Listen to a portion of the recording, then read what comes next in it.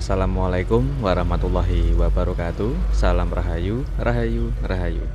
Jumpa lagi dengan saya di channel New Edi Sauler Tutorial. Isman kali ini kita akan unboxing kiriman salah satu sahabat subscriber. Beliau asal Pekanbaru Riau, teman-teman. Untuk menanyakan kerusakan handphone yang awalnya sudah konsultasi, yaitu tentang kerusakan handphone Poco X3 Pro dengan kondisi mati total, teman-teman. Dan beliau juga sempat cerita kalau handphone ini sudah pernah direbel sebelumnya atau sudah pernah perbaikan CPU di teknisi lain. Tapi entah kenapa untuk handphone ini diperbaiki namun tidak bisa menyala, alias tetap saja mati total, teman-teman. Oke, setelah saya unboxing, kita akan coba untuk pengecekan terlebih dahulu. Kondisinya seperti ini, ada solasi di bagian samping. Kita coba untuk melepasnya dulu. Mungkin untuk handphone ini backdoornya tidak dilem ya, teman-teman, karena mungkin beliau rencana perbaikan dikirim ke toko saya, jadi tidak dilem untuk di bagian backdoornya. Perhatikan untuk segelnya sudah rusak alias sudah pernah diperbaiki. Oke, setelah kita membuka di bagian backdoornya, kita buka skrupnya dulu untuk membuka di bagian penutup mesin. Lalu kita buka untuk penutup mesinnya. Dan untuk di bagian soket konektor baterai, ini sengaja saya lepas dulu dan saya pasang kembali, teman-teman. Tujuannya untuk pengecekan dulu menggunakan USB doctor atau USB tester untuk mengetahui pergerakan ampernya. Oke, perhatikan untuk pergerakan ampere yang ada di USB testernya. Hanya menandakan 0,08 lalu mentok di 0,11. Handphone tidak mau menyala alias tidak bisa mengisi atau mati total, teman-teman. Saya coba ulangi lagi. Tetap responnya sama saja. Jadi handphonenya tetap mati total, tidak bisa dicas. Oke, setelah kita tes menggunakan USB doctor, sudah kita ketahui untuk kondisinya tetap saja mati total. Kita lanjut untuk membuka di bagian kameranya dulu. Dan untuk di bagian skrup atau baut yang ada di mesin itu sudah tidak ada ya, teman-teman, karena sudah diperbaiki sebelumnya memang. Kita lepas dulu untuk SIM tray-nya, tujuannya untuk mengangkat mesin. Perhatikan untuk di bagian kaleng area CPU sudah tidak ada, atau untuk stiker penutupnya sudah tidak ada, dan bentuknya sudah pernah direbol atau sudah diangkat untuk CPU dan IC RAM-nya. Setelah kita mendapati kondisi infonya itu cukup lumayan bagus, untuk kalengnya masih utuh dan kondisi mesinnya cukup lumayan masih bersih, teman-teman. Kita lanjut untuk melepas atau kita angkat CPU-nya, karena sebelumnya sudah pernah direbol memang. Sudah pernah direbel tapi tetap saja tidak bisa menyala alias mati total, teman-teman. Jadi kita angkat untuk CPU-nya sama IC RAM-nya. Kita gunakan flux secukupnya saja dan kita pakai menggunakan blower dengan suhu panas di angka 320.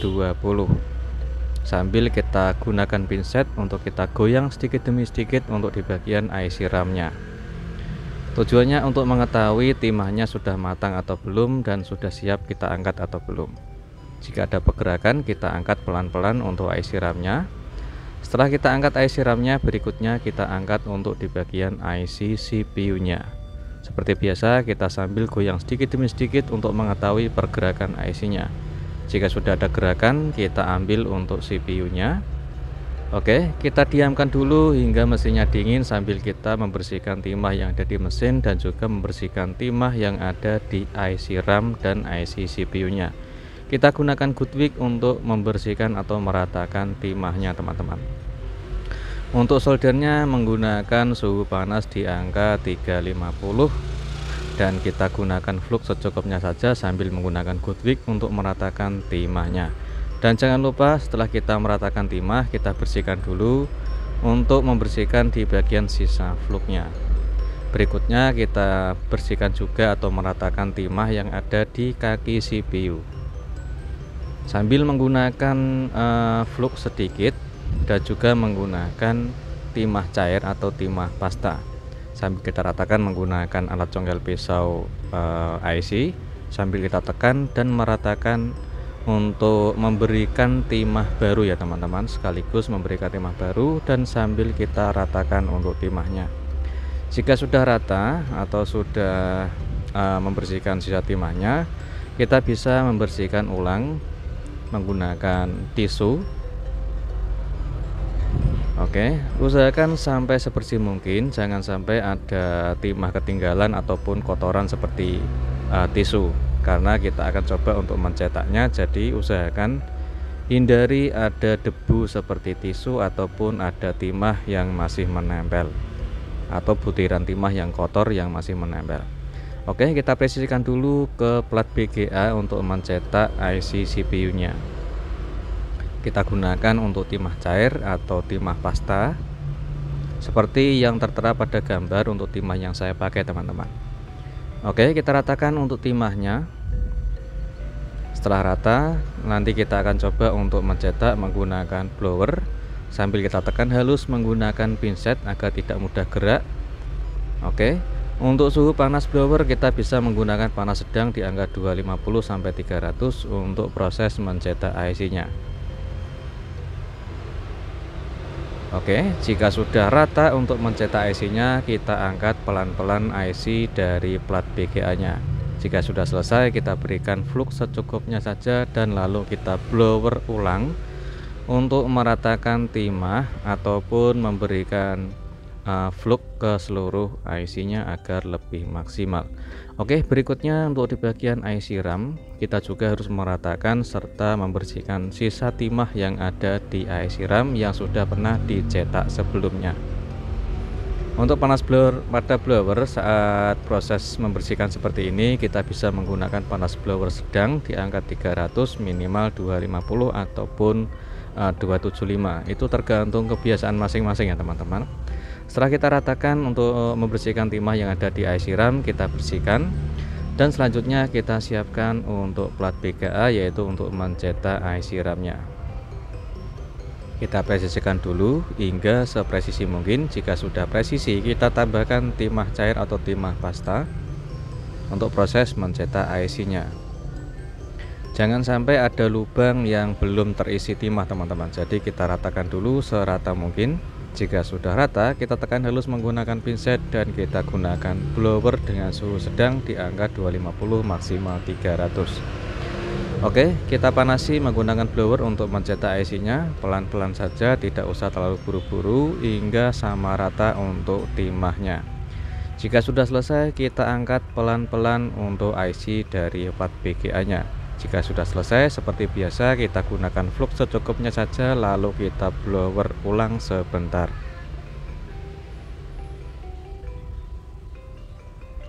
Oke, jika sudah selesai untuk mencetak IC, yaitu mencetak IC CPU sama IC RAM nya, selanjutnya kita tinggal proses untuk pemasangan. Karena dari awal beliau sudah cerita, yaitu sebelumnya memang sudah pernah direbel, namun tetap saja mati total ataupun tidak ada perkembangan seperti tidak mau menyala. Sekarang saya coba untuk cetak ulang lagi, ataupun kita ACP atau kita rebel ulang, dan lanjut kita proses pemasangan. Kita presisikan dulu untuk IC CPU. Jika sudah presisi, kita blower dari ujung atas ke bawah hingga lurus untuk ujung blowernya. Setelah itu kita ratakan menggunakan flux secukupnya saja. Kita kelilingi untuk menggunakan blower di bagian IC nya hingga panasnya bisa merata di bagian seluruh IC CPU ke bagian mesin. Tujuannya untuk mematangkan IC timah IC ke bagian mesin ya teman-teman. Usahakan jangan sampai pemasangan itu miring atau tidak presisi, karena pemasangan seperti ini harus satu kali pemasangan agar tidak dua kali kerja. Kita tekan halus untuk mempresisikan CPU ke mesin, atau bisa disebut untuk seluruh kaki pin timah yang ada di IC, biar semua itu bisa nempel ke seluruh mesin teman-teman.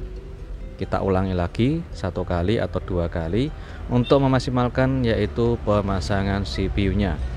Jangan sampai ada salah satu pin kaki CPU yang tidak menempel ke bagian mesin teman-teman. yang menyebabkan untuk CPU tidak bisa bekerja maksimal ataupun tidak bakal bisa menyala. Setelah itu kita gunakan flux secukupnya saja di bagian IC CPU, tujuannya untuk proses pemasangan IC RAM. Oke, kita gunakan secukupnya saja untuk di bagian flux, lalu kita presisikan IC RAM ke bagian IC CPU. Kita presisikan dulu hingga sepresisi mungkin, jangan sampai ada kemiringan.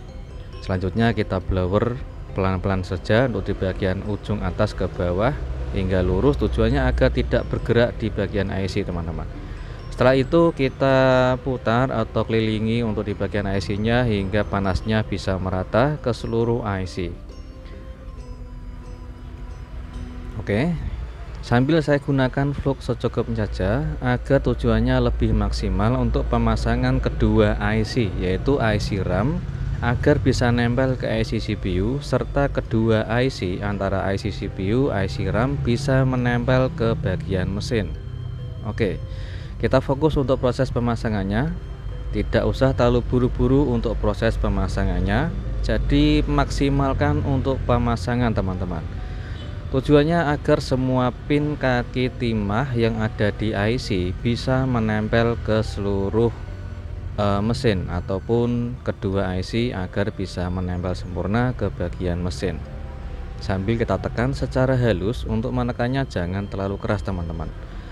Pakai perasaan hingga halus sambil kita gerakkan sedikit demi sedikit, tujuannya agar untuk mengetahui timahnya itu benar-benar matang atau belum saat proses pemasangan.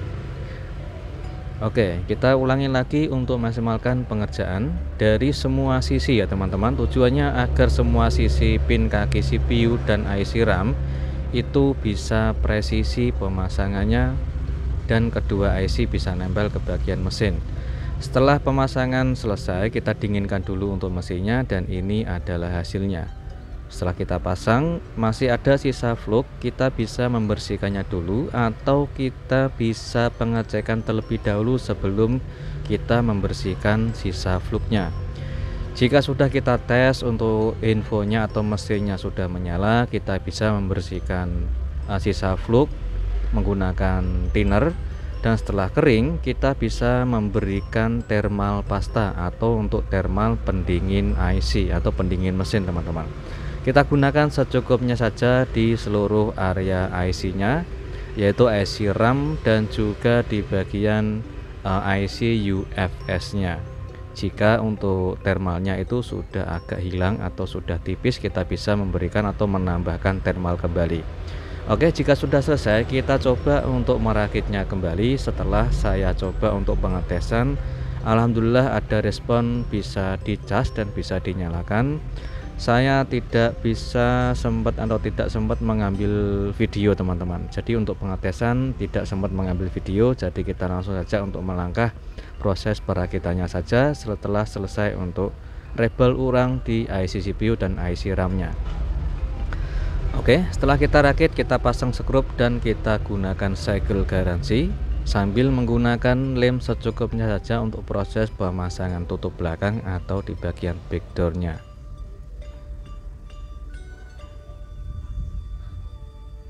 Oke, kita pasang untuk backdoor-nya atau tutup belakang, kita presisikan dan kita bisa menggunakan gelang karet secukupnya saja untuk sebagai perekat pemasangan.